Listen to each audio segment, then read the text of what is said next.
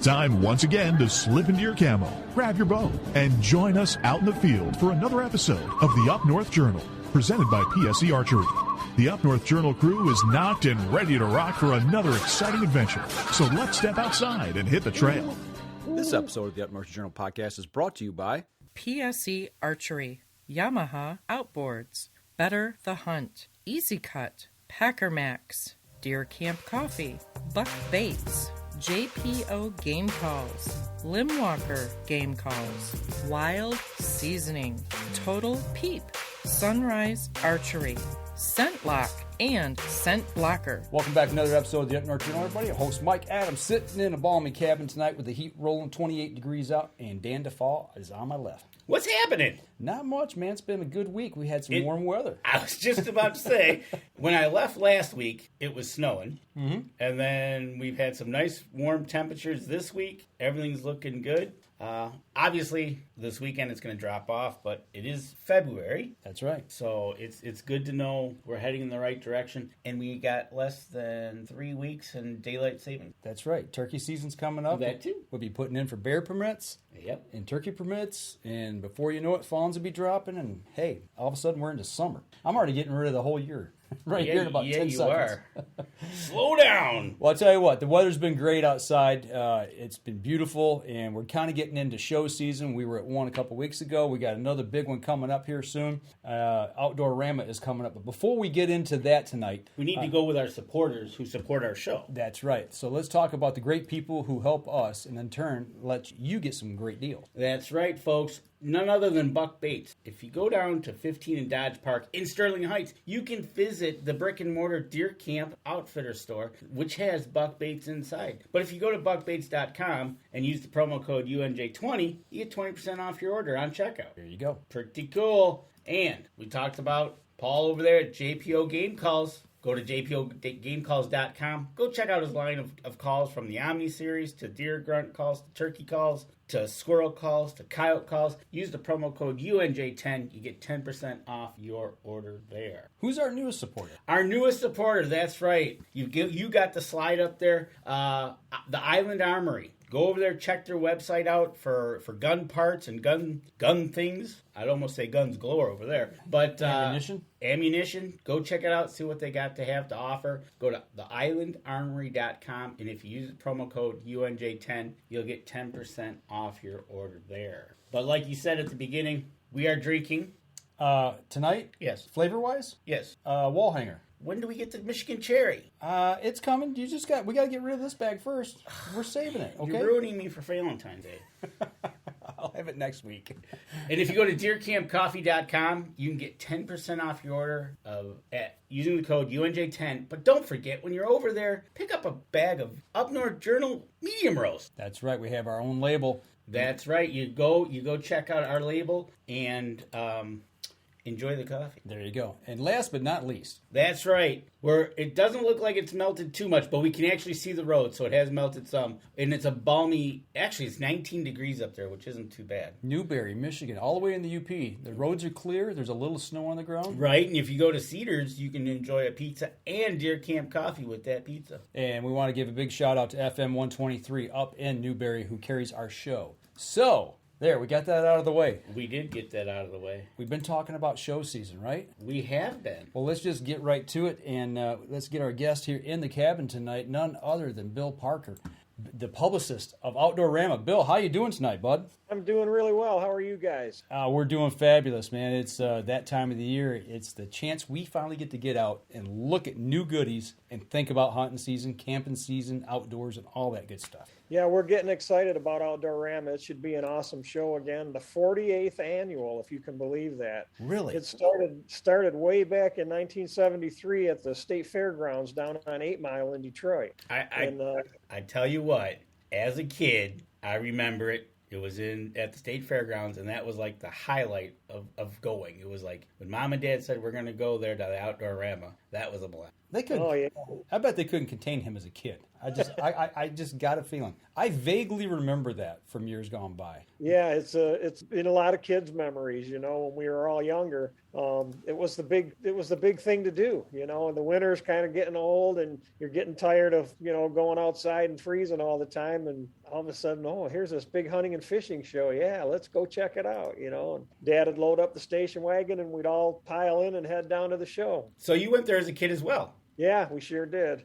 You know what? I remember going. It was in the big Coliseum, and then they had that little next building to it, and you'd go. You'd follow the crowd, obviously, and then they'd have the show stage back in the Coliseum. But yeah, as a kid, that was where I signed up for MUCC the first time, and yeah. The rest is history. Now I got you sitting next to me. I don't know if I signed up for that, but no, you didn't.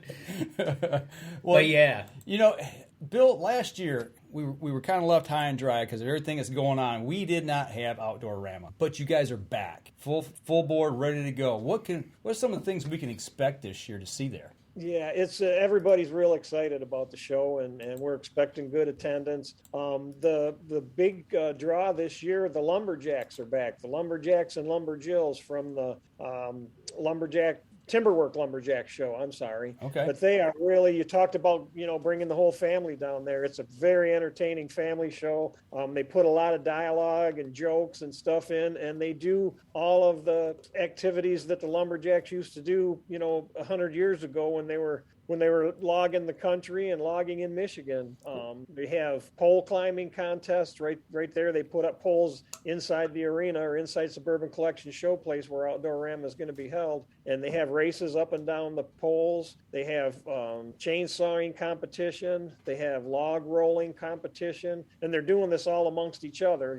They do it for a living. And they also have axe throwing. And that's one of the things, you go there and you're sitting there, and then they, whether they're chopping with the axe or they're going up and down the pole, log rolling to see who gets wet the first, and then they get to these saws, and they've got the modifieds and the stocks, right? Stocks are your typical chainsaw, the stills they use, and you just go. But when they get those modifieds going, it's loud. That's pretty funny.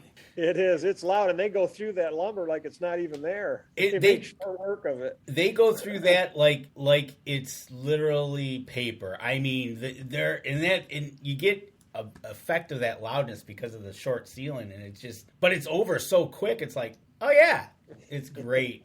Well, yeah, they're very entertaining. Yeah, they are. You mentioned lumberjills, so we've got ladies that are wielding chainsaws as well. Yeah, they sure are. There's men and women on the team, and they compete against each other, and they have a lot of fun. And like I said earlier, that they have dialogue that'll just make you laugh, no matter what your age is. Everybody can relate to it, and they have a lot of fun. And they jaw at each other and chide each other a little bit because they're competing against each other. So it's a very entertaining show.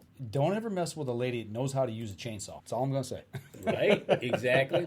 Well, I tell you what, the show runs from Thursday to Sunday, the 24th through the 27th. And if you've been in Michigan for as long as I can remember, and I don't know if you know how long they've been having Big Buck Night on Thursdays, but it starts the show off really well with Big Buck Night there on Thursday nights. And you have the crew from Michigan Outdoors come in, and they come in and they set up and they have their Thursday night Big Buck. Talk a little bit about that and what you see there, especially with the kids that come into that.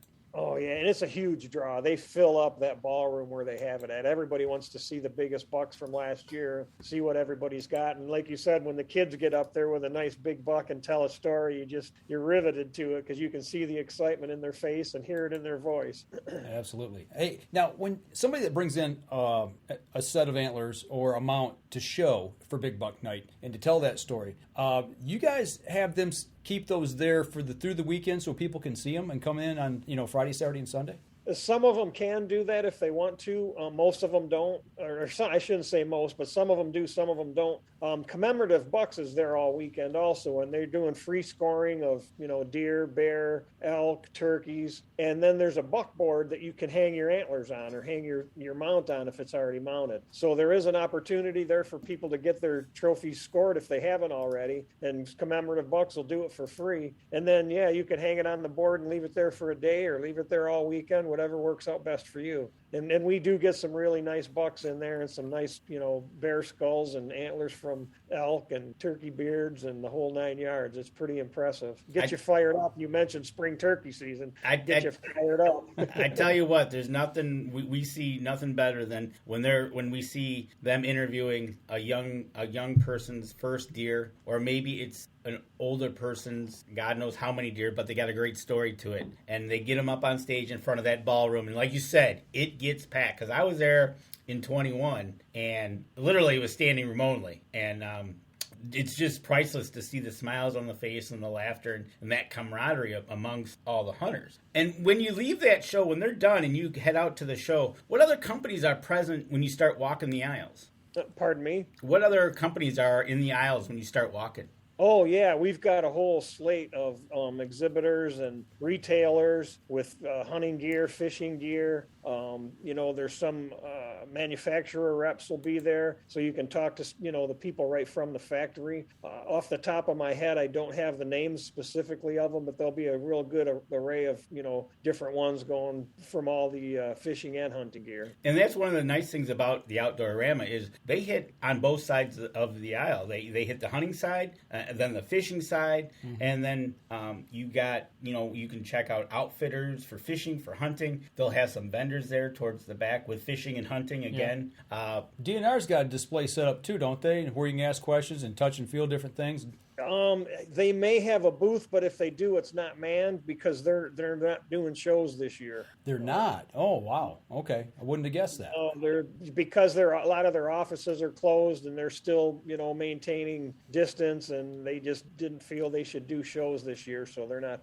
They won't be there, but they may still have a booth there with information that people can pick up, pamphlets and hunting digests and things like that. Okay. And as you're walking the show. You have food to offer there. I know there's the smokehouse is there. Yeah, Country Smokehouse. Country Smokehouse you can buy there. But you have an array of vending as well to pick up while you're walking the show floor.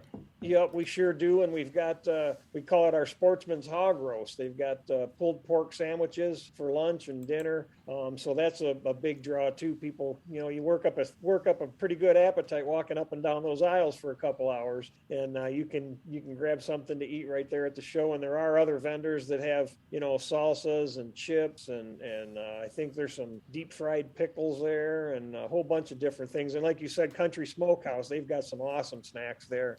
You can get everything from Canadian bacon to beef jerky and summer sausage and hunter sticks. So they give you a good variety of things that you can munch on. Well, I tell you what, we're getting close here to our first break.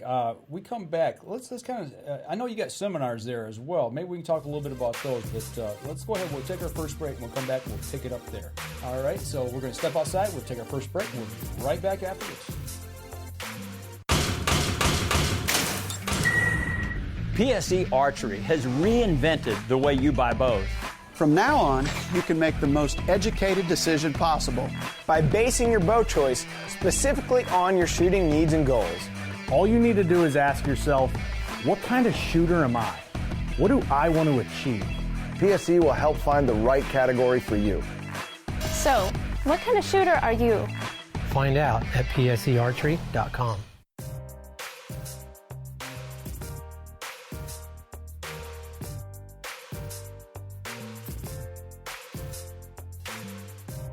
Welcome back. Second segment of the show, and Danny's cracking up as we're coming back out of the break here. So your number one fan had to make a comment, and it has to do with the four-letter word. Food? Food. Ah. We talked about the food that's going to be at the show, and she's in. Okay. She can't wait to go. She's asking if masks are recommended or required. So basically, right now, there's nothing in place, so you do as you feel comfortable. There you go. Take care of that, and if you want to, you can, and if you don't have to. So. That's right, and I tell you what, that we just got through Thursday, and I'm already geeked to get down there. And you got seminars going, and you got Mark Martin that's going to be there, correct? We sure do, yeah, Hall of Fame walleye fisherman. And Mark always puts on some really good seminars and very informative, very educational. Obviously his focus is on walleye, and he always has. He's kind of like like big buck night, you better get there early to get a good seat. That's the truth with these seminars is that they pack them in there, especially you got the big guns coming in. I know he was doing his big fishing school here just last weekend. Yeah. So he'd be able to get some good tips of him coming right off the ice here, in another, what are we out? A week and a half before that? 2 weeks before? 2 weeks from this weekend. 2 weeks from today. There you go. Right. So, who else we got coming down the pipe here for some of the seminars? And what are they talking about? Yeah, on the fishing side of things, Mark Romanak and Jake Romanak are going to be there. They're from Fishing 411, the television series. Okay. And they're very, very good. The good thing about all of the speakers is that they're very approachable too. You can come up to them after their seminars or during the seminars and talk, back and forth, answer questions, just like we're doing right now. And they're very welcoming. They don't, you don't feel intimidated talking to them. It's just another guy that loves to fish. They just do it for a living, and then they're very, talented at it. Mm-hmm. But yeah, they'll be Mark and Jake will both be there. Lance Valentine, another excellent walleye fisherman and the founder of Lance Valentine's Walleye 101 and the Fishing Education Center. And he's very, very sharp on all of the different techniques. And he teaches a lot of time about Detroit River techniques and why they're there and where they are when they're in the river. And real good array of speakers and topics that they'll be covering on the fishing side. Captain Wayne Carpenter, a bass fisherman from the Lake St. Clair area, he'll be there. He, again, is very educational and very up to date on what's going on, current time, especially on Lake St. Clair. Man, you got like the quadruple threat here of guys that cover the fishing scene. We know all those guys. We've been around them and talked to them. And, the point you bring up about being approachable, that's the great thing about the outdoor industry as a whole. You see the guys, especially growing up, if you've seen them as a kid growing up and you want to ask a question, you might be a little intimidated, but don't, because they're very, very approachable and friendly. Yeah, they really are. They're just, just other guys that love to do what we love to do, and they love to talk about it just like we do too. Very, very down to earth. Well, what have we got on the hunting side?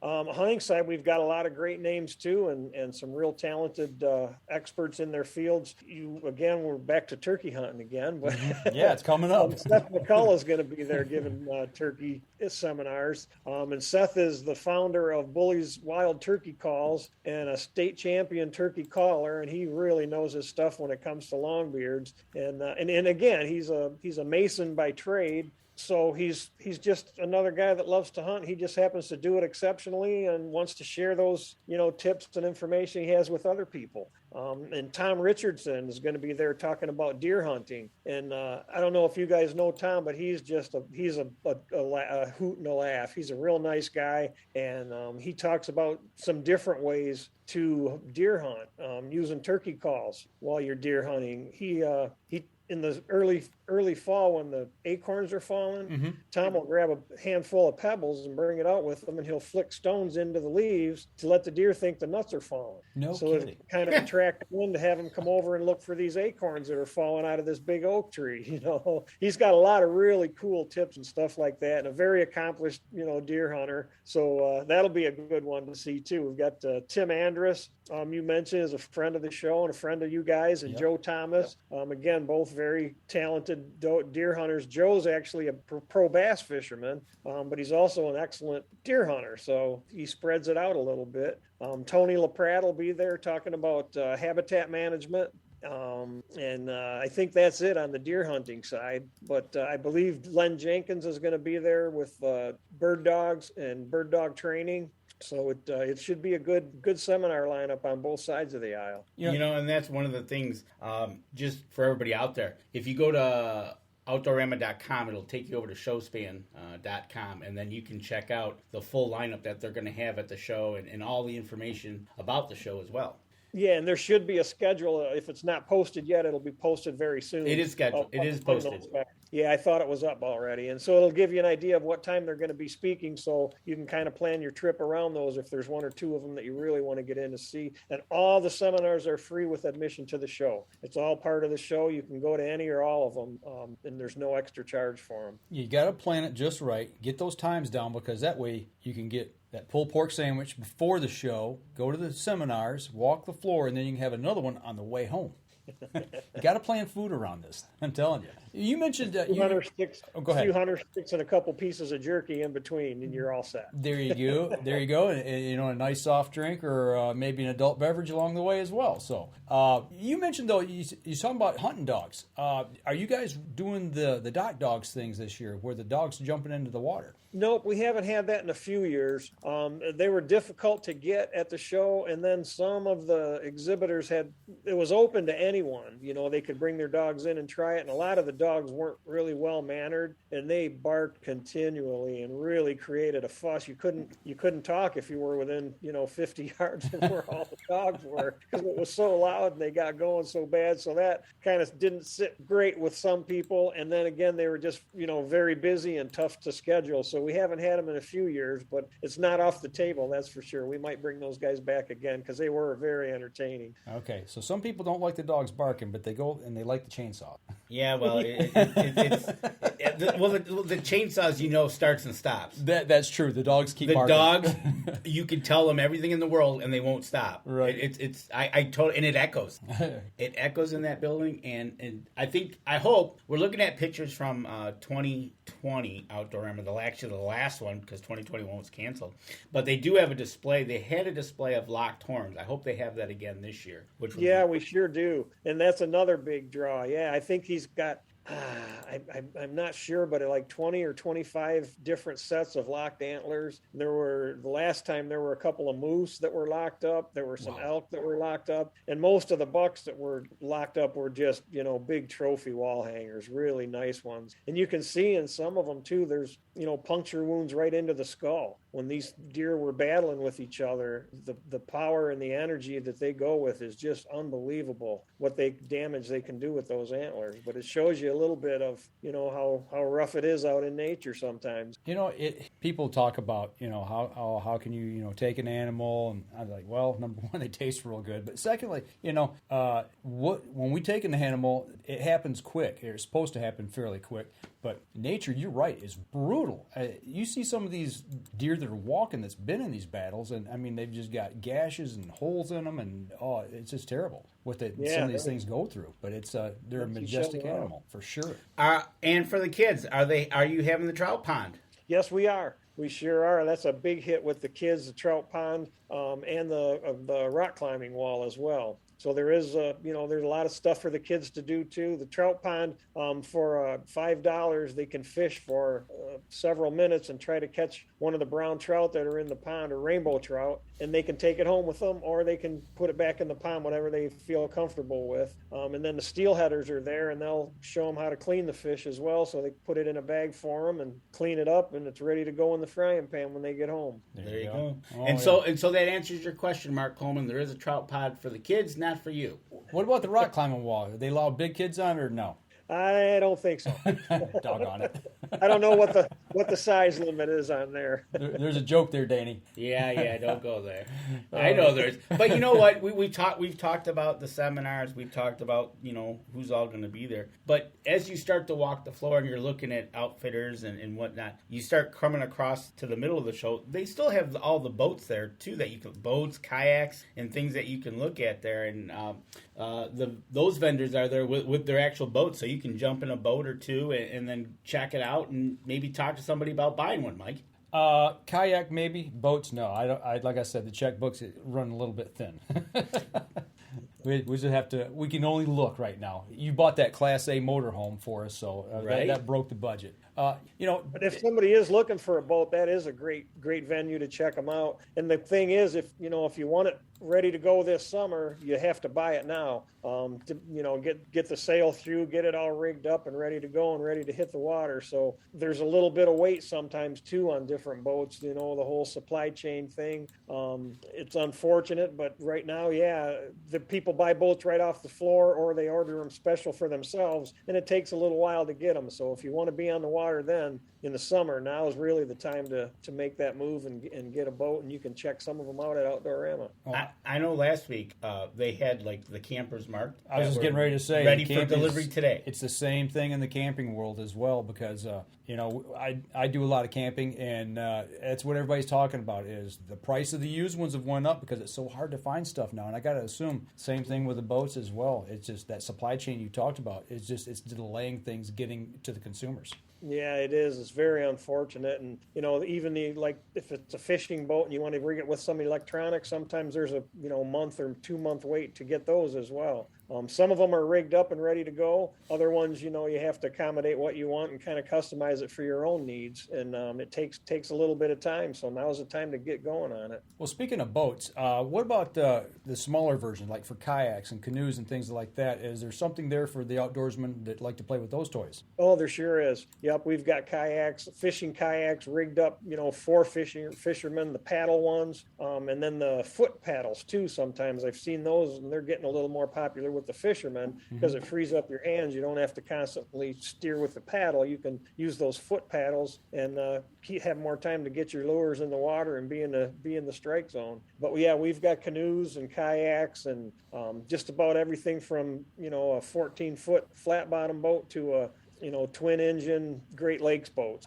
There's a little bit of everything. So from everything from the guy that just wants to get out there by himself and float around all the way up to something you can take the whole family on. Yep, sure is.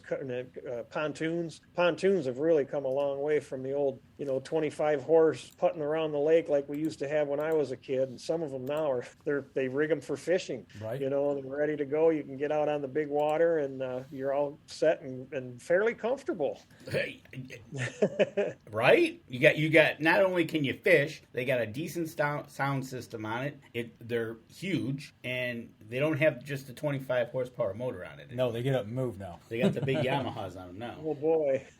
Okay, so we've covered fishing, we've covered the hunting, a little bit of the water sports. I've noticed in the past there that they've had not a lot, but they've had some trapping supplies and people that do trap there with furs and things of that nature. Are we going to see that again this year? Yeah, we sure will. And again, a lot of those guys, like the seminar speakers, very approachable. Mm-hmm. So if you're kind of new to the sport and you're not really sure, this is a great place to go to find people that do it for a living or do it, some of them it's their livelihood. And you can talk to those guys and they're very approachable, very willing to sit there and give you tips and talk to you about it and explain things for you. And we'll have trappers there. We'll have hunting supplies, fishing supplies. So there'll be, anything that you have questions on, there should be somebody there to give you the answers. Well, Danny just went past a picture here from the website that has a side-by-side, or maybe that's just a straight-up ATV. No, that's a side-by-side. You're going to have some four-wheel machines there as well? Yep, and some quads and side-by-sides and, a little bit of everything. Sometimes they bring some of the new end models too, and there's some really sharp machines out there if that's, if you like to ride trails and get out on quads and side-by-sides. There's some really cool accessories and innovations that they've got now. It's amazing how much stuff that you guys can fit into that place. We're seeing tree stands, we're seeing archery equipment. We're not just seeing tree stands. That's Family Traditions tree stands, one of my favorite actually. I gotta go see Jack Turner. Gotta go see Jack. That's right. Jack's awesome. He is a great guy. If you guys, he's got great products too. Some of the best tree stands I've ever had the pleasure of sitting in. I tell you what, we've talked about them before on the show, and hats off. If you guys get the opportunity to go down and go talk to Jack, because I'm telling you what, he's got the best tree stands out there as far as a ladder stand goes. They're simply incredible. Is there anything that we haven't covered that you're going to have on the show floor? Oh, wait a minute. I do know. There is one other thing. I tell you what, let's save that for the next segment when we come back, because I do want to talk about there's something there. If you're not into the hunting, fishing stuff, the ladies like to go to the other side of the building. Not just the ladies. That's right. There's a whole other section. So right. All right. I tell you what, we're going to step outside. We're going to take our next break. We'll be right back after this.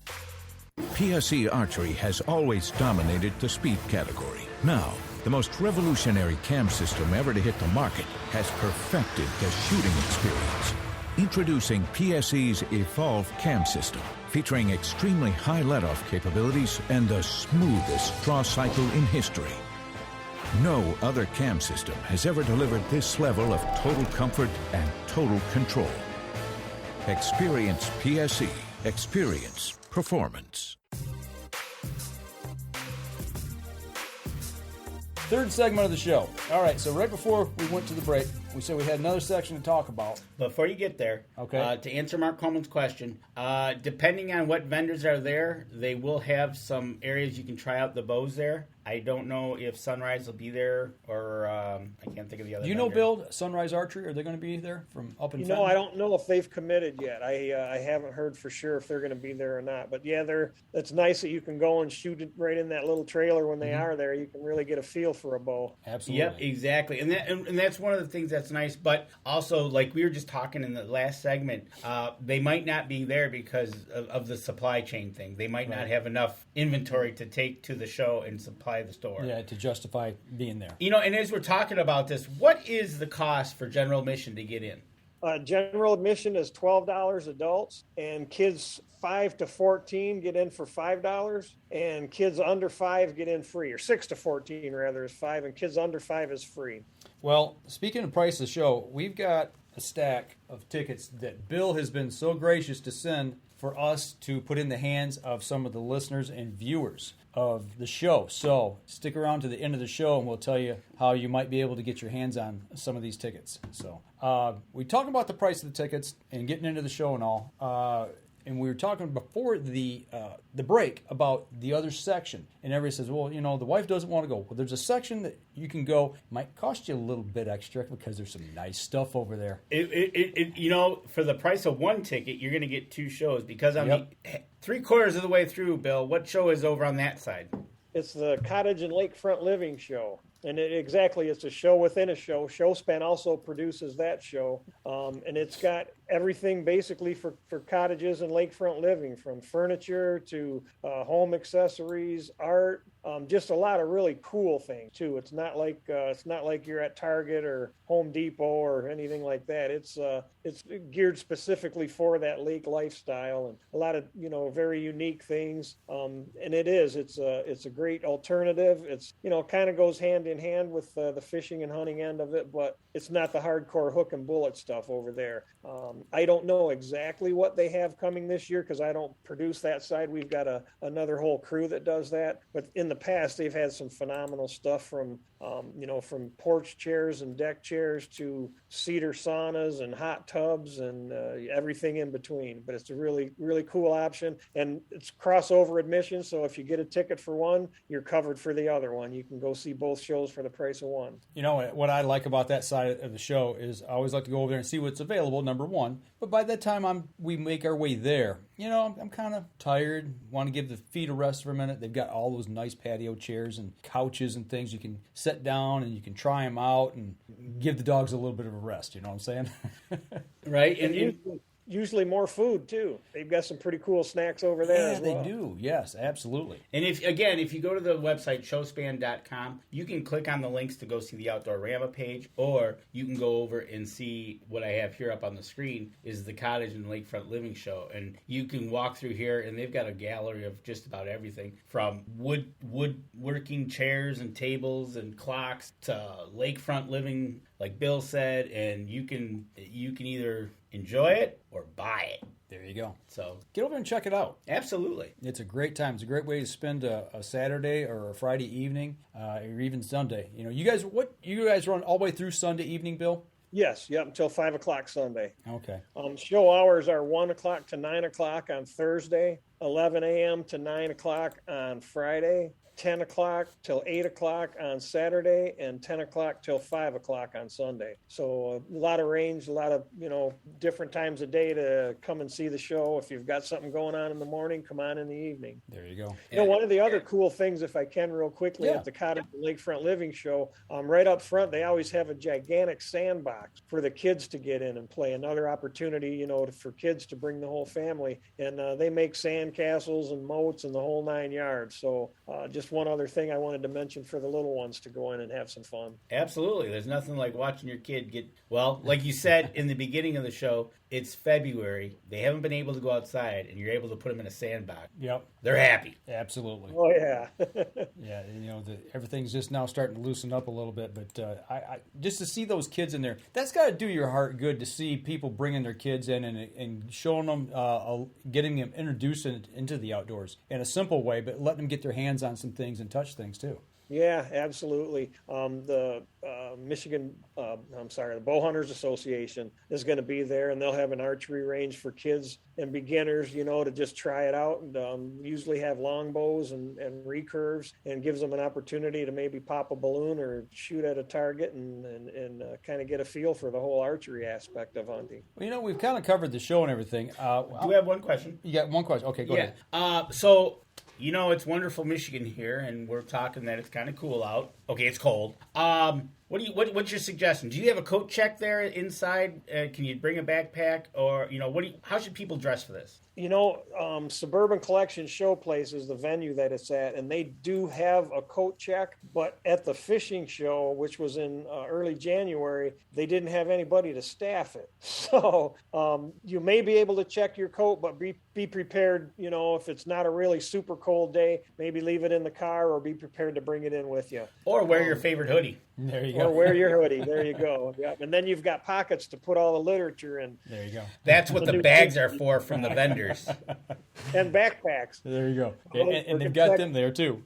You'll see probably a few guys walking around. They bring their bird hunting vests and they tuck everything in their back pocket. And I thought, yeah, those guys have been here before. They're thinking about it. They've got it figured out. Yeah. I do have a question, and this is you're gonna have to remember back. Back in the day when it was at the state fairgrounds, there was a show within the show, and he was a handgunner. Do you remember who that was by chance? Boy, I'm sorry, I don't remember that one. No. Okay, as a kid, a guy shooting I want to say it was a 45, but probably long Colt. It was a lot, and he was close enough to shoot the balloons or whatever, but that echoed so much in that Coliseum. I remember that sitting up. I think I was eating something probably and scaring the crap out of me. Well, going back a few years, how in the world did you get affiliated with and get involved with Outdoorama? I mean, how far back do you go with the show? I've been the publicist for about, I think it's 7 years now, maybe 8 years. And Tom Hugler, you might know Tom. He's a very respected outdoor writer here in Michigan, and he was a good friend of mine. And he had been doing the show for about 25 years, and he was ready to retire. And he approached me one day and asked me if I'd be interested in it. And I was, very interested, and to be able to learn from him, I was honored, to be able to where I worked with him for a year and a half. And then he retired, and I took over from there. So he showed me the ropes and kind of introduced me to everybody, and it worked out really well. And he was our first contact there. Oh, yeah? Yeah. I can't remember how many years. Yeah, Tom did it for 25 years. He was there for a long time. Wow. Okay. But that's not the only place that you're affiliated with. For people who are here in Michigan, you may recognize this paper here. If you're an outdoorsman, I guarantee you've had one of these in your hand at some time or had a subscription to the Michigan Outdoor News, a bi-weekly publication here in Michigan.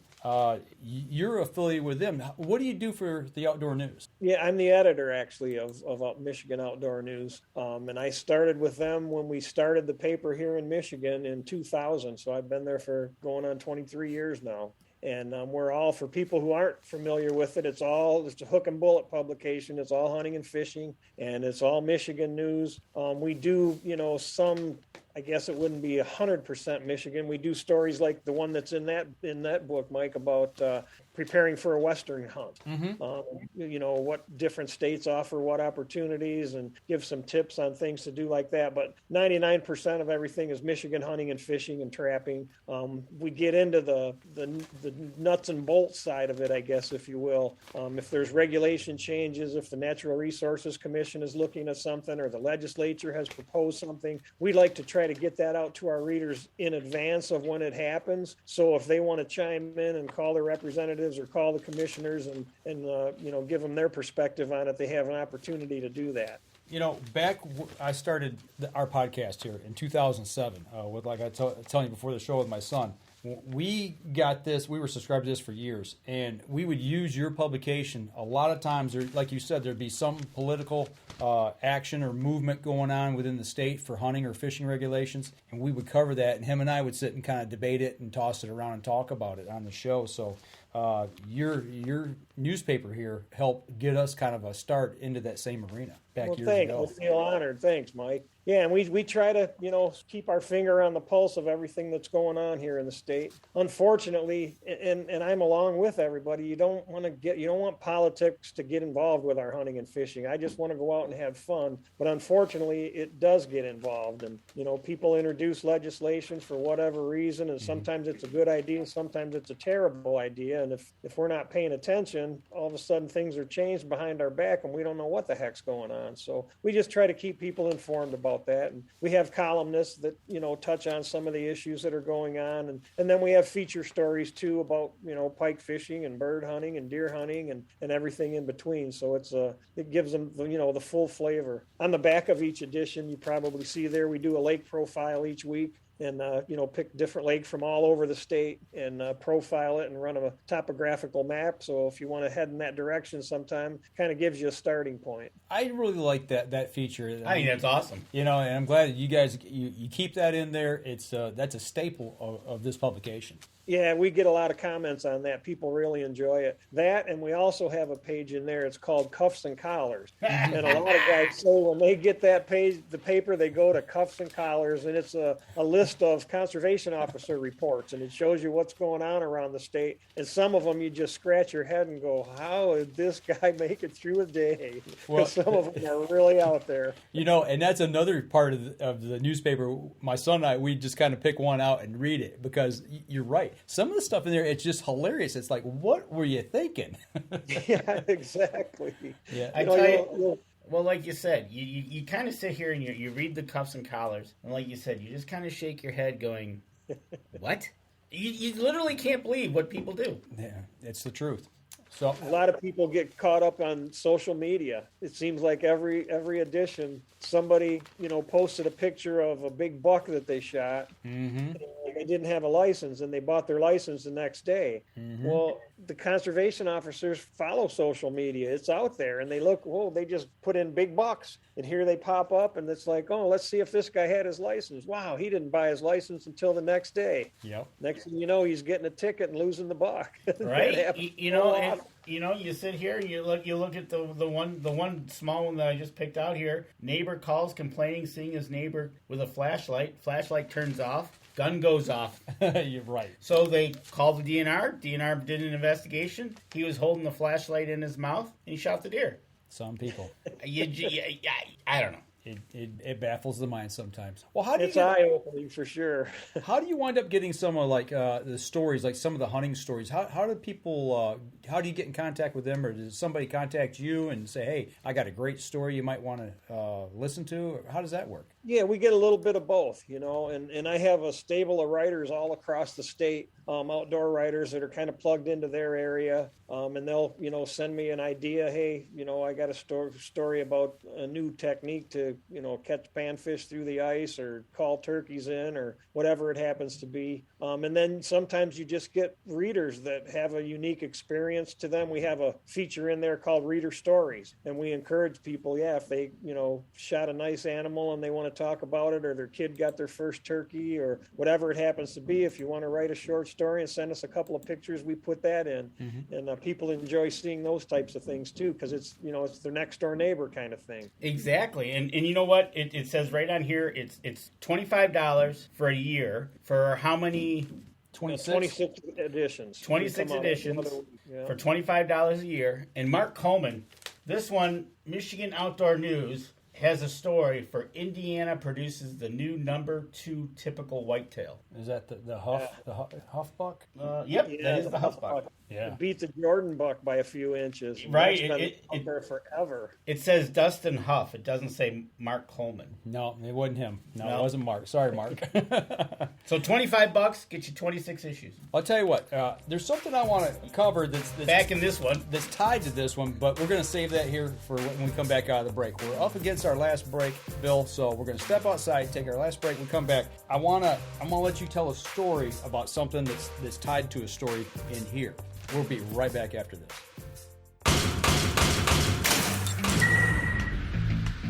Acceleration is part of PSE's DNA. PSE pioneered the speed movement. Now they've developed the vapor category to help you find the most powerful bows on the market to fit you. High speed equates to intense power and building the momentum you need to be successful. Are you a vapor shooter? Find out at pscarchery.com.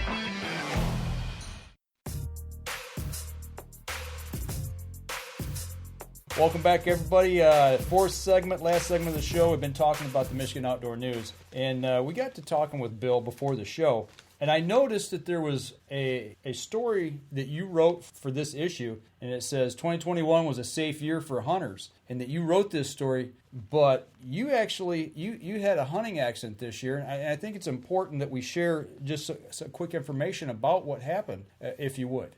Yeah, absolutely. Unfortunately, it was in March, and we were taking our tree stands down from the prior year hunting. Usually we get them out of there a lot earlier, but weather and family commitments, we didn't get back out there until March. And I was taking down a hang-on stand, and as I made the crucial mistake. I use a safety vest, and I tie myself into the trees anytime I go hunting. And we have safety straps that we put in each of our stands and a hoist rope, and we try to be as careful as we can. And we were taking them down. I had lowered the safety strap down that we leave up there permanently, and I tied the hoist rope onto the stand, and I was going to unstrap it. We use ratchet straps to anchor it to the tree, and one of the ratchet straps had a knot in it, and I got off the stand. I was on the ladder, coming up, and I couldn't get the knot out. So I climbed back onto the stand, and I didn't strap myself in because I was only going in for 10 seconds to untie the knot. I'm sure we've all done things like that before. Well, it cost me dearly. The ratchet strap released prematurely, and the next thing I knew, I was laying on the ground. I fell 20 feet and landed on my shoulder, and then my pelvis came down, and I just destroyed my shoulder. I broke the humerus right at the ball and broke the ball off, and then the ball broke apart inside the socket. And I shredded my bicep and my tricep and ripped a few tendons, completely tore my rotator cuff in half, broke 4 ribs, broke my pelvis in 5 spots, and punctured a lung. But other than that, I was okay. Wow. And I say that because I really do feel that I was so fortunate and so blessed that it wasn't any worse, because I can heal, and I'm healing. Most everything's gone. I'm still working on the shoulder, but I'm up and I'm walking and talking, and everybody that falls from a tree stand, unfortunately, isn't that lucky. I know people that were paralyzed, people that died from falling. Yeah. So it could have been a whole lot worse, and I just count my blessings every day that it wasn't worse than it was, and that I am able to recover and able to get back out. I was able to get out and deer hunt this fall. I also love to bird hunt, and I couldn't wing shoot. I couldn't hold a gun up, but I bought a crossbow with a crank and used a bipod, and I was able to bow hunt a little bit. So that was therapeutic for me, just to be able to get back out there and have some fun, But I tell you what, that's one of those things that you take every day that you have as a blessing, that you're able to, like you said, it could have been a lot worse. Yeah. You were able to survive that, and eventually in the fall, you used a crossbow. T-Bone was going through the cancer. Yeah. Had to have his lower leg removed from his right leg. Trying to stop the spread of the cancer, because it's very aggressive, and the only way they could do it, because the cancer tumor had wrapped around the leg itself and muscle, so they just took the leg off. And then Michael Waddell posted something. Brought it back home. Brought it back home about, it's not about the trophy. It's not about that animal. It's about the memories you made, whether you're getting that animal. It's the memories you're made with friends, getting, retrieving, whatever. And like you, with your fall there, when you got to the fall to do the hunting, like you said, you used a crossbow, and that was really good therapy. Yes, it really was. I got out of the hospital. I spent 25 days in the hospital, and I got out right before bow season or turkey season opened. And I love turkey hunting in the spring, and I'm hobbling around on a cane and my arm's in a sling, and I'm thinking, I could probably do this if because I wanted to go so bad. And of course, my wife and my daughters and everybody I knew said, "What? You're not going out there." That's why we hunt, though. I mean, it's that love and passion of the outdoors. It drives us. Yes, absolutely. Right, and look what you did in the fall. You got a crossbow with a crank. Yep, and it really was therapeutic. You know, it was so good to be out there and just to sit in the woods. And, you know, there were days I didn't see anything, but I saw a ton of things because I watched the birds and I watched the squirrels and watched the rabbits running around chasing each other. And just being out and enjoying nature was, you know, good for my whole attitude, my whole mood. You know, I was talking with somebody this week, and we were talking, you know, people talk about seasonal depression disorder or depression in general. And they said the best therapy you can get is to get outside in nature, get that fresh air, get that sunshine, and just enjoy being alive in the outdoors. And that, I mean, I really think that's what, you know, hunting and fishing is really all about. I mean, we love to eat the meat. You know, I won't turn down any meat, that's for sure. But when it really boils down to its simplest terms, it's all about just being outside and being with your friends and family. Yes, 100%. Watching that sunrise. Yes. You know, listening to the woods come alive all around you, or, you know, getting that first bite when the sun comes up and reeling in a nice big fish. There's nothing like it. People who haven't experienced it have no idea what they're missing. Exactly. And that's in the show over on the west side, the camper show last weekend, Outdoorama coming this in 2 weeks. You can definitely see the excitement, the just getting out, just being in public from what we've been through the last couple of years. Just that, take a deep breath, take it all in, whether it's in the outdoors or inside a show. You're going to be at the Outdoorama to watch the lumberjacks, to have your child maybe catch a fish. It's one of those things, just getting out, making memories. And the Outdoorama, look at what we talked about for Outdoorama. That's made memories for me as long as I can remember, going back, walking through that dirt parking lot from Softball City to the State Fairground. There you go. It's just amazing. Well, you know, it goes back to along those same lines when we were over in Grand Rapids a couple weeks ago. Bill, it was so nice to be able to finally see friends again that we haven't seen for over a year, you know, because we missed that 2021 show and all the shows that were in between. And now we're finally getting back into the outdoors and getting to these shows and doing things, but it's those bonds with vendors that you know, people who run booths or who work the shows or whatever it is. It's like, you know, it's those bonds you make and be, like you said, being in nature, watching the sunrise and sunset. Nothing beats it. Yeah, it sure is. And you're right, at the shows you make so many friends and connections and just being around like-minded people that enjoy doing the same things that you like to do. Mm-hmm. It's good for the soul. Absolutely. And, you know, it's one of those things, and we're going to be down there on Saturday. We hope to definitely see you. Once again, if you get to Outdoorama.com, you can check out the schedule. It's from Thursday the 24th through Sunday the 27th. Get yourself down to the Suburban Collection showplace and just get there, enjoy it, and I've got the winning hand right here. Yeah, we'll get some tickets to some folks that are listening. And but we got any other questions? I don't think so. Because he's a new interviewee. Oh, we're going to put him through the gauntlet of our typical 4 questions that we ask everybody that's on the show. We'll take it easy on you. These are easy. Absolutely. Go ahead. All right. You're obviously the show promoter and everything. You're on our show and listening to our podcast. But obviously you got to do some traveling in your vehicle. So when you are, what are you listening to on the radio? Are you listening to XM, FM, AM, a podcast? What's your go-to relaxing listen to? I like to listen to rock and roll and sports talk radio. There you go. Okay, favorite team then? Red Wings. Okay. Thank you. He's a hockey fan. Yes. Yeah, they rank. We've never talked about this, Danny, but it ranks right up there. But for me, it's the Tigers. I grew up as a kid with the Tigers, so Red Wings are number 2. If you went by season, Tigers in the summer, Red Wings in the winter. Absolutely. It's just one of those absolutely. things. Okay. And I'm embarrassed to say this, but I'm also a Lions fan. No, don't. I know. One of these days. You might want to revise that to one of these years. Okay. This is off topic, but since we're talking about this coming weekend we can't say the game, what it's called, but the big game is this weekend. Are you pulling for the Rams or are you pulling for the Bengals? I'm pulling for the Rams. Partially because of Stafford. He's probably as close as any of us in Michigan are going to get to a Super Bowl, so we have to live vicariously through him. Right. That's right. That is exactly right, because the only way we're going to get a Super Bowl is if they actually bring it here, which they have a couple times. So right. Yeah. That's about it. All right. So you're listening to some rock and roll, or you're listening to sports radio.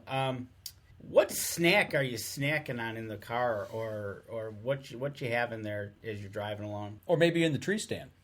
Some venison jerky. Good choice. Good choice. All right. So you invited Mike and Dan over, and we're sitting around, and you're going to cook us a meal for us that would be is your go-to meal, venison, fish, whatever. What would be that go-to meal to give Mike and Dan? Probably some surf and turf with some venison and some walleye. Oh, that's a Michigan delicacy right there. Isn't that good? Maybe some morels on the side. Oh man, that's the first time we've heard that. Right? That's the first time we've heard morel. Right? I like it. We're there. We might have to have Mark Coleman with us, but right. I'd have to continue this conversation, huh? Right. So you have made a wonderful meal, and we're sitting around the campfire, just kicking back. What would be one of your memories, stories that you would tell us that kind of hits home with you that you'd want to tell us? Something to do with the outdoors. Boy. Wow. There's so many. I don't know. It probably would depend on kind of how the conversation was going, and I'm sure I'd have something to contribute. Either you know what? Can I ask you to expound on what it felt like last fall? The first hour that you were able to get back out there after what you went through last year, how that felt? You know what? It was absolutely amazing. And I got a little choked up a little bit out there because I know how close I was to maybe never ever being able to do it again. Were you in a blind? Yes. Okay. On the ground. Okay. So you get out there and you're back in the saddle again. You got the crossbow. You're ready. You see that sun coming up. Dawn's breaking on the woods. Whether you're in the hardwoods, you're watching the field. Getting that choked up, that probably watching that sunrise really brought it home. Oh, it sure did. Absolutely. Because as you get older anyways, you wonder how many more sunrises you're going to have. How many more opening days are there going to be? I've been hunting since I was 12, so I'm looking at 50 opening days under my belt or close to it. So I'm on the backside of that. Am I going to have 20 more? I sure hope so, but boy, I think I'm pushing my luck asking for 20 more. Well, Danny and I, this is a question that you put it into the words and terminologies that we've used. We've really not talked about it a whole lot on the show, but we have this conversation a lot. I'm 56, Danny's 53, and we're at that same point. It's like, how many more sunrises we have to watch come up in Michigan, in the woods on opening day. We don't know. We never know, but you hope that you can hunt till you're 70, 80, if you're lucky, maybe 90, for those few fortunate guys that get to do that, and I'm to the point now, we both raised our kids and we've had them out in the woods and been with them when they've taken their first deer, but I've got 3 grandkids now. My oldest is 5. And I so look forward to that first sunrise I get to share with him. But it's like, yeah, you hit the nail right on the head. You really don't know how many more that there is, but you cherish each one a little more the older we get. You do, absolutely. And you don't take them for granted like we used to. Yeah. When I was younger and just getting off and starting hunting, it was all about punching that tag. Mm-hmm. I got to get a deer. I got to put this tag on something. And now, absolutely, I want to do that. But that's not the cure-all. Right. That's not everything about the hunt. It's the camaraderie. It's being with buddies out in the woods, and it's the things you see that you would never see if you weren't out in the woods. Absolutely. And you know what? And Danny said it earlier. That's what Michael Waddell was saying today in the video he posted about T-Bone, about Travis Turner going through what he's going through. It brought it back home. It's not about the mounts on the wall. It's not about shooting the biggest buck. It's about those campfires you share with friends and family. It's about that journey getting to the woods. And maybe you're not successful, but there's still success within those hunts because you always learn something, but you're with the people you care about and you love. Yeah, absolutely. And that's one of the things that Mike and I last year, we went up to my cabin up in the UP, and that was actually the first time we ever hunted together. Deer season, wasn't it? No, what was the first? It was the first. Oh, it was the first time you're in the UP. It's the first time that you and I have been together where we've taken deer together. That's what it was. I knew there was a first time. And it is the first time I've ever hunted in the Upper Peninsula, and I was at his place. And his daughter-in-law was with us. I shot a doe first hour of the hunt on the first day. He shot a doe later that evening. His daughter-in-law shot a doe the next morning, and then on the last day, she shot a 6-point buck. I mean, this is all during archery season, you know. And awesome. She was tagged out, and him and I mean, it was just, it's a hunt that I'll never forget, you know. I mean, it's just beautiful, and the camaraderie and the food. Danny had his first deer heart. Right. I cooked that up for him. So. I love it. Yeah. Question for you, Bill, is have you ever written a book? No, I sure have not. Okay. Boy, it's come up many times, but I haven't gone down that path yet. Maybe when I retire and I've got a little more time to put into it. Okay. Well, we'll have to look for it. If you do head down that road, definitely get in touch with us because I'll definitely read it. That's for sure. All right, that's a deal. Well, I tell you what, we've talked here for an hour. We're running just a little bit long, but that's not a big deal. But we don't want to take up too much of your time tonight. We appreciate you being on the show and taking time out of your day.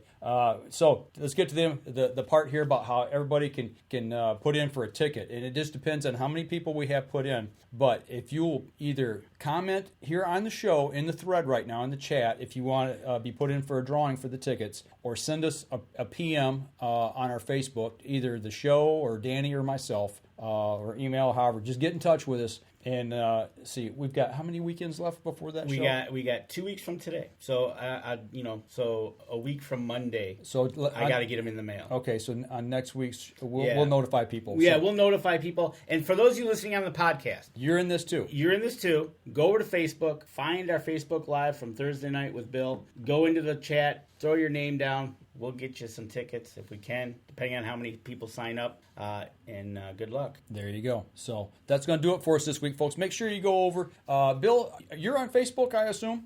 Yes. Okay, so make sure you go over to his social media pages, Outdoorama as well. Give him a like, follow, share.